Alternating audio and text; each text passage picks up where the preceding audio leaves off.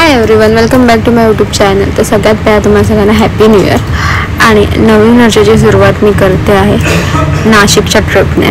नाशिक म्हटल्यावर सगळ्यांना त्र्यंबकेश्वर, शिर्डी किंवा वणी हे आठवत असेल, पण आज मी नाशिकमध्ये अशी एक प्लेस एक्सप्लोर करते कोणाला जास्त माहिती नाही, ती आहे चांदवड। आणि चांदवड हे कशासाठी फेमस आहे ते तुम्हाला तर मी सांगतेच। म्हणजे मी इकडे आली तेव्हा फक्त मला माहिती होतं की चांदवडची रेणुका आहे आणि चांदवडच्या पुढे एक प्राचीन शनी टेम्पल आहे आणि या शनी टेम्पलचं जी हिस्ट्री आहे, जी स्टोरी आहे ती पण खूप इंटरेस्टिंग आहे आणि हे हायवेला लागूनच आहे, मुंबई टू आग्रा हायवेच्या लागूनच आहे। तर आता आपण जावं लागतं, असं 1-1.5 किलोमीटर आपल्याला आतमध्ये जावं लागतं, तेव्हा आपण ह्या शनी टेम्पलच्या इकडे पोहोचतो। हे आहे प्राचीन शनी टेम्पल। इकडे राजा विक्रम आदित्यने जेव्हा 7.5 लाभलेली तेव्हा त्यांनी इकडे तपश्चर्या केली आणि शनिदेवांना प्रसन्न केलं होतं, म्हणून ह्या जागेला खूप महत्त्व आहे। तुम्ही बघू शकता आपल्या इकडे मारुतीचे टेम्पल लागते आणि पुढे गेलं की आपल्या शनिदेवाचं टेम्पल आहे। जर ज्याला ही 7.5 लागलेली असते की इकडे त्याची 7.5 दूर होते असं म्हटले जाते। हा आहे राजा विक्रमादित्यचा पुतळा आणि हे शनिदेवांचं मंदिर। सो हे खूप प्राचीन असं शनी टेम्पल आहे, तुम्ही बघू शकता। तर इकडे आल्यावर तुम्हाला कसं पॉझिटिव्ह फील होतं आणि खालीही अजून एक टेम्पल आहे, पण तिकडे तुम्हाला जाता येत नाही कारण की मला टाईम नाही आहे, कारण की मी पालघरवरून सकाळी 7 वाजता निघाली होती, मला इकडे पोचायला 4 वाजलेले आहेत आणि आम्हाला इकडच्या अजून दुसऱ्या चांदवड प्लेसेस एक्सप्लोअर करायचे आहेत। तर आतमध्ये तुम्हाला बघू शकता ते तुम्ही। आणि हे आहे इकडे असं गार्डन एरिया त्या लोकांनी डेव्हलप केलेलं आहे आणि हे पाळणे आहेत ते आपण स्वतःहून झोकेला द्यायचे आहेत आणि खूपच मस्त आहे। असं डोंगरावर असं एक हिल स्टेशनला आल्याचा फील येतोय। इकड्यांचं भक्त निवास आहे। आता नेक्स्ट जे मी आली आहे चांदवडची रेणुका। चांदवड हे ह्या टेम्पलसाठी खूप फेमस आहे, पण इकडे टेम्पलला खूप गर्दीही नाही आहे। म्हणजे मी फर्स्ट टाइम बघते, लाईन वगैरे मला काय लावायला नाही लागली। आणि बघा चांदवडचं अजून एक फेमस असं टेम्पल म्हणजे चंद्रेश्वर महादेव टेम्पल आणि वरती आहे तो चांदवडचा फोर्ट। आणि चांदवडच्या रेणुकाची स्टोरी ही सगळ्यांना माहिती आहे, खूप फेमस आणि असं खूपच हे असं टेम्पल आहे, पौराणिक दृष्ट्या याला खूप महत्त्व आहे। त्या माहूरची रेणुका ही माहिती आहे आणि ती चांदवडला कशी आली याची स्टोरी मला मिळते। खूप असं प्राचीन असं टेम्पल आणि मंदिर टेम्पल केवमध्ये आहे, तुम्ही बघू शकता। तर मंदिराचा आजूबाजूचा परिसर दगडी बांधकाम खूपच सुंदर आहे आणि अहिल्याबाई होळकरांनी या मंदिराचा जीर्णोद्धार केला आणि मंदिराचं सभागृह तुम्ही बघू शकता। त्यात सुंदर अशी देवीची मूर्ती, देवीच्या चेहऱ्यावरचं तेज तुम्हाला इकडे दिसेलच आणि मंदिर आणि त्याच्या आजूबाजूचा परिसर।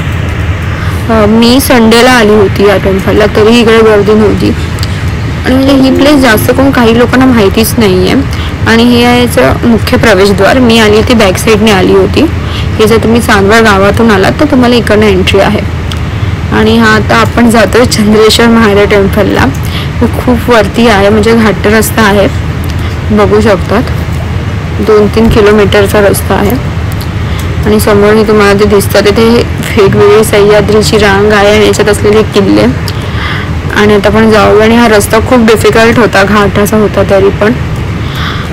आता हे आहे सुंदर असा चंद्रेश्वर महादेव टेम्पल आणि इकडनं जो व्ह्यू जो दिसतो म्हणजे 1 नंबर हा व्ह्यू आहे, म्हणजे मी प्रेमात पडले या व्ह्यूच्या। असं वाटतं की आज प्लेसवर तुम्ही जाऊच नाही। तर मी एवढ्या वरती आले आणि वरत अजून हा वरती एवढा मोठा डोंगर आहे, म्हणजे विचार करा मी किती हाईटवर आहे तरी पण हा डोंगर का संपत नाही आणि वर आहे चांदवडचा फोर्ट, म्हणजे वरती जेव्हा काय अजून व्ह्यू दिसत असेल।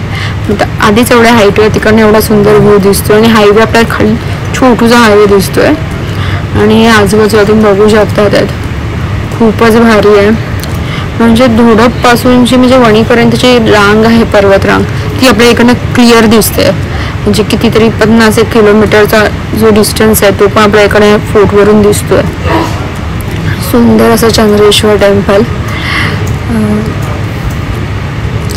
बघू शकतात। आणि इकडे दुर्गे मातेचं टेम्पलचं बांधकाम चालू आहे, म्हणजे मुघलांनी जेव्हा चांदवडला अटॅक केला होता तेव्हा इकडच्या लोकांनी ही जी पिंड आहे शंकराची ती लपवून ठेवली होती मातीच्या खाली आणि नंतर आता ती बघू शकता इकडे सुंदर असं टेम्पल आहे. चंद्रसेन राजाची ही राजधानी होती. तुम्ही बघू शकता त्यात खूपच पॉझिटिव्ह वाईब्स आहेत. म्हणजे एकदम तुम्ही ह्या प्लेसला नक्की व्हिजिट करा. म्हणजे मुंबईपासून ही प्लेस एवढी जवळ आहे कोणाला माहिती नाही. आपण नाशिकला येतो पण आपण चांदवडला कधीच आलो नसेल, कारण की चांदवड हे कोणाला माहितीच नाही आहे जास्त करून. नाही तर आपण जाऊया. चांदवडचं अजून एक असं टेम्पल आहे इच्छापूर्ती गणेश मंदिर. आणि ही टेम्पल जे आहेत मी 4 बघते, हे आजूबाजूलाच आहेत. म्हणजे 2-3 किलोमीटरच्या एरियामध्ये आहेत. त्यामुळे तुम्ही एका दिवसात इकडे ह्या 4ही टेम्पल तुम्ही कव्हर करू शकतात. आणि अजून आहे चांदवडचा रंगमहाल, जो मला कव्हर करता नाही आला कारण की मला वणीला जायचं होतं. तुम्ही बघू शकता श्री इच्छापूर्ती गणेश मंदिर. ह्या मंदिरावर 5-5 मिनिटांनी झाडू मारला जातो. आणि एवढं स्वच्छ आणि क्लीन टेम्पल आपल्या महाराष्ट्रात आहे. खूपच मस्त वाटलं. एवढं सुंदर आणि स्वच्छ टेम्पल आहे. आतमध्ये शूटिंग अलाउड नव्हतं आणि गणपती बाप्पाची मूर्ती एवढी सुरेख आणि एवढी सुंदर होती ना. आणि इच्छापूर्ती गणेश मंदिर आहे. आपण जी इच्छा मागतो ती ही गणपती बाप्पा नक्कीच पूर्ण करेल. त्यामुळे या मंदिराला खूप असं महत्त्व आहे.